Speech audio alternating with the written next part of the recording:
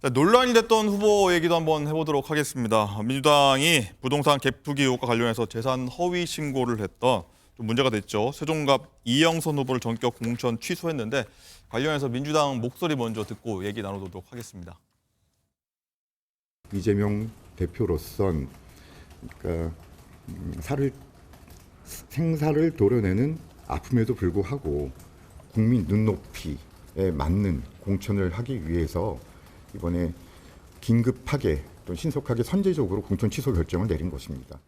이영선 후보는 당과 국민에게 용서하지 못할 죄를 지었습니다. 우리 당이 검증을 제대로 못한 것도 있습니다만 현 제도상의 한계 때문에 검증을 할 수가 없습니다. 당과 국민을 속였습니다. 그 알량한 법치식으로 제도를 악용하고 당과 국민을 기만한 행위에 대해서 엄정하게 책임을 물어야 될 것입니다. 정말로 팔을 하나 떼내는 심정으로 고통스럽고 안타깝지만 무공천하는 공천을 철회하는 그리고 제명하는 조치를 취했다는 점을 말씀드립니다. 예, 이재명 대표가 남의 당 후보가 아니라 자기 당 후보를 굉장히 거세게 비판을 하면서 공천 취소한 내용인데 장가 기자, 일단 민주당이 선제적으로 알려지기 전에 공천 취소를 알려고 공천 취소를 해버린 거예요? 그렇습니다. 갭투기도 갭투기인데 우선 당에 제출한 이 재산 목록과 실제 재산 목록이 달랐습니다. 허위로 당에 제출을 한 거죠. 이를테면 공천 심사 때 당의 재산 목록을 제출을 할 때는 아파트 한 채, 오피스텔 한 채, 상가 한 채 저렇게 신고를 했는데 나중에 알고 보니까 실제는 아파트 4채, 오피스텔 6채, 상가 한 채, 임차권 한 개를 보유하고 있었습니다. 또 이 재산을 모두 합해보니까 38억 원인데요. 부채가 37억 원이었습니다. 네. 그러니까 은행 대출을 최대한 받고 임차 또 월세 보증금을 받아서 다른 곳에 또 매매하는 이 갭투기 방식으로 재산을 불려온 것으로 분석이 됩니다. 이전 후보는요, 이번 일에 대해서 배우자가 자신도 모르게 투자를 했고 공천받고 재산을 신고하는 과정에서 알게 됐다 이렇게 언급하기도 했습니다. 네, 금액이 상당히 어마어마합니다. 신조 대변인, 일단 보면 대전 전세 사기 피해자 대책위원회 자문 변호사로 이영선 변호사가 활동을 했어요. 그리고 서민과 약자를 대변하는 민생 변호사다 이렇게 표방해 왔는데 정작 본인 행보는 굉장히 모순됐어요. 어떻게 보셨어요? 그렇습니다. 지금 전세 사기 피해 때문에 수많은 청년들이 고통을 받고 있는 실정입니다. 그러한 상황에서 이런 분을 공천을 했던 민주당은 처음에는 저는 민주당을 굉장히 공격적으로 비판하려고 생각을 했습니다만 네. 공천 취소를 내린 것은 저는 개인적으로 민주당을 칭찬하고 싶습니다. 잘한 결정이라고 생각합니다. 게다가 지금 이영선 후보죠. 이 사람이 민주당에 제출한 서류와 선관위에 제출한 서류가 다르다라는 것은 고의적으로 지금 민주당을 속이고 더 나아가서 국민을 기만하려고 했던 행위입니다. 그런 것에 대해서 저는 민주당이 적합한 조치를 내렸다라고 생각을 하고 있습니다만 과연 근데 민주당이 지금까지 표방을 해왔었던 것처럼 서민과 약자를 입에 올릴 자격이 있는지 스스로 자문해봐야 된다고 생각합니다. 이 사람도 그렇고 조수진 변호사도 그렇고 또 최근에는 울산에 전은수 변호사도 있거든요. 그러한 분들의 행태를 보면은 변호사라는 타이틀을 이용해서 서민과 약자를 보호해왔다라는 그 주장을 펼치지만 그 사실상 속내에는 약자들을 향한 성폭력, 성폭행을 옹호했고 또 약자들을 향한 이 전세 사기 이런 것들을 본인들이 직접 자행함으로써 굉장히 그 국민을 기만하고 우롱해 오지 않았나라는 생각을 하고 있습니다. 네.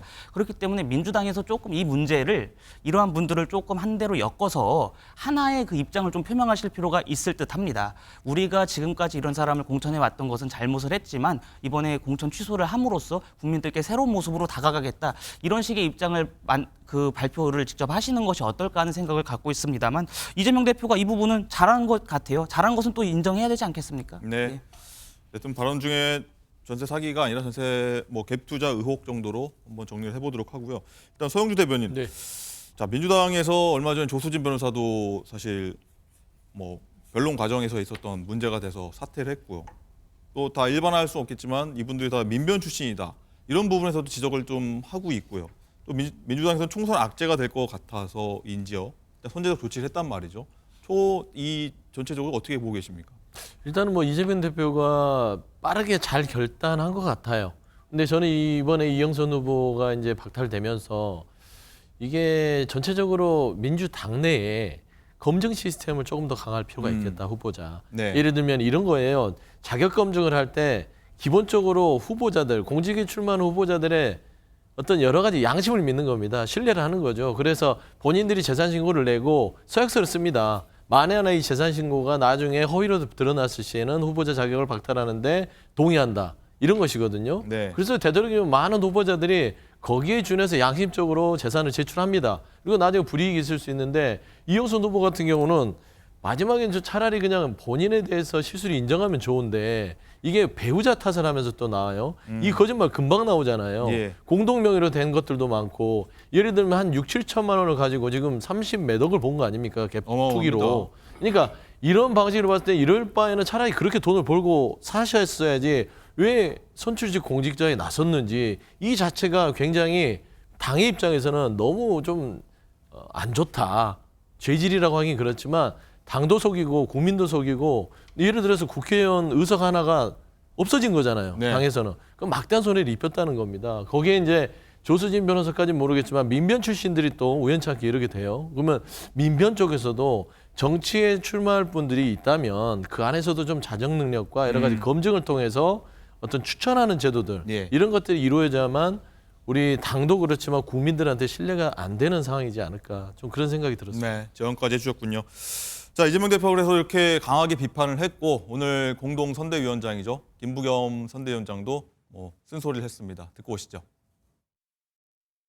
부동산 문제야말로 우리 민주당이 지난번에 정권을 내주게 된 아픈 지점이잖아요. 이 민주당이 추구하는 가치하고 맞지도 않고 또 국민 눈높이가 동떨어졌기 때문에 업참마속의 심정으로 그렇게 결정을 했습니다.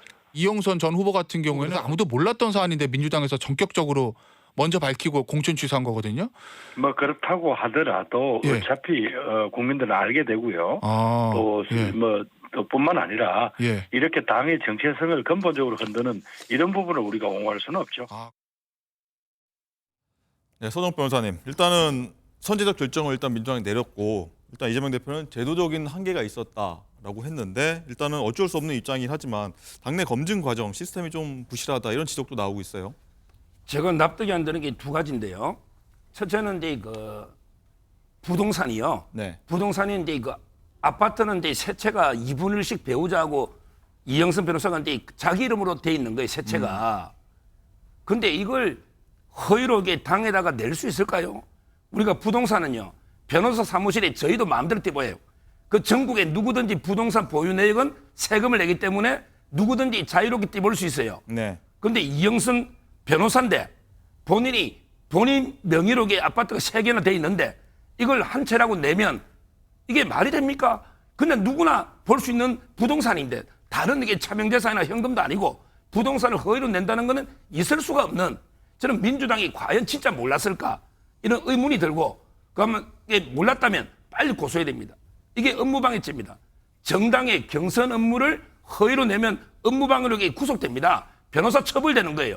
저는 민주당이 한번 지켜볼 겁니다. 엄청난 피해를 주잖아요. 어디서 가나 난리잖아요. 네. 허위로 냈다면 당연히 업무방해로 빨리 고소해라. 아니면 이게 민주당이 진짜 몰랐는가 이런 데 의문이 들고요. 그다음에 두 번째는 이제 이분이 민변 뭐 이런 것 때문에 이게 공천 되겠습니까? 민변이 1200명이 있는데 다 이게 보면요. 보세요.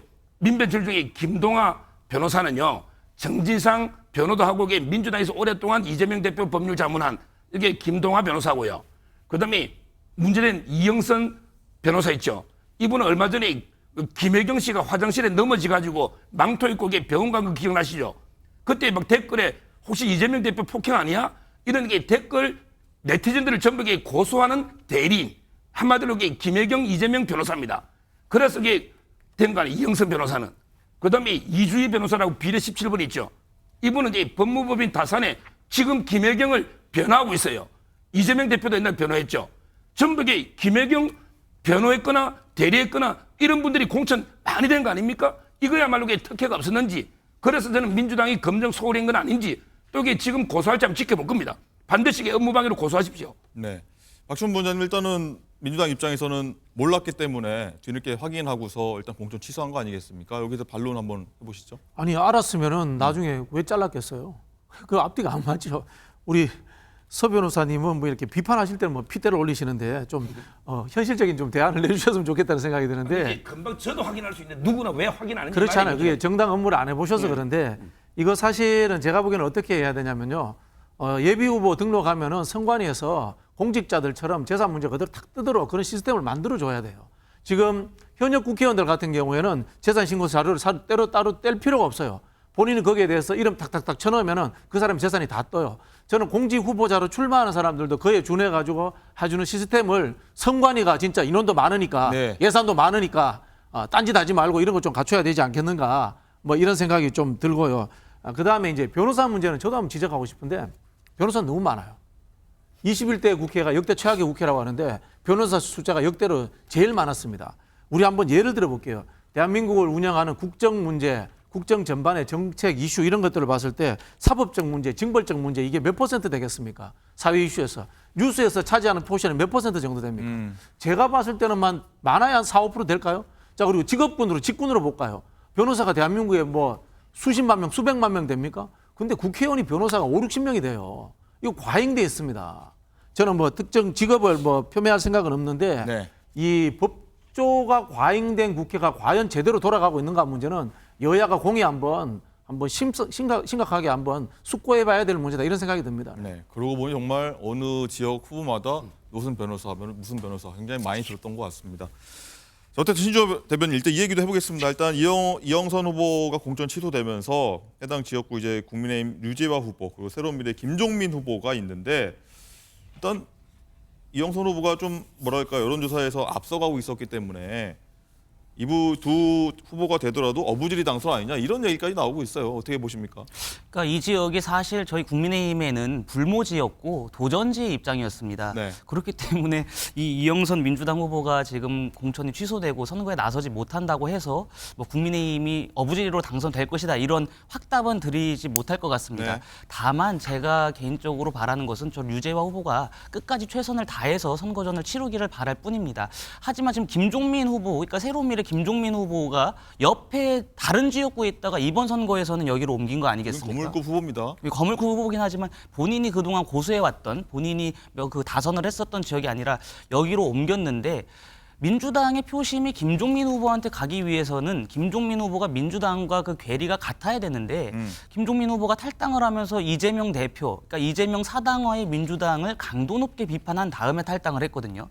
과연 민주당을 지지하는 그 표심이 김종민 후보가 그동안 해왔던 정치적 행보에 대해서 어떤 평가를 내릴지를 조금 지켜봐야 될 것 같고 네. 어찌됐든 지금 류재화 후보와 김종민 후보, 민주당이 없어진 상황에서 양 후보가 치열하게 끝까지 경쟁을 펼치지 않을까 생각합니다. 네, 지켜보도록 하겠습니다.